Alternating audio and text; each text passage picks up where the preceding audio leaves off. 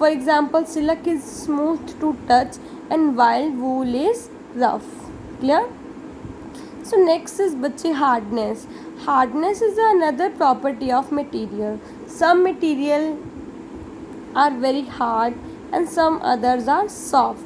Diamond is the hardest non-material. Diamond can cut glass.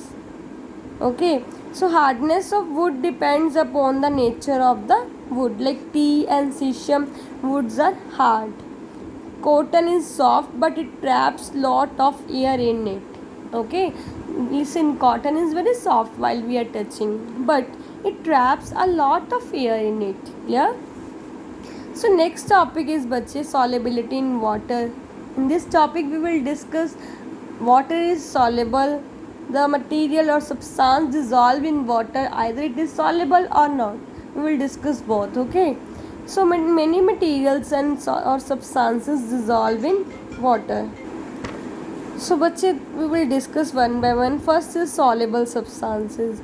The material or substances that dissolve in water are called soluble substances, like sugar that is soluble in water. And what are sands? Sand is not going to dissolve in water. They will settle down when we are dissolving in water.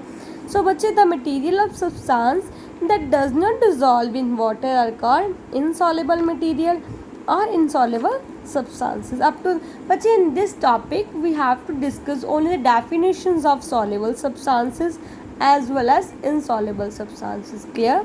Now बच्चे next on page number 52. In this topic we will do behavior towards light, that is transparency. Clear? So we will discuss transparent, opaque and translucent. What is the difference between transparent, opaque and translucent? We will discuss one by one. And okay. So in first case, what are transparent? बच्चे you are using your books. In front of your books you are using the cover, transparent cover. So in this cover light will pass. When you example you can see, take a transparent page. I think you can take a sheet, transparent sheet, and take one torch.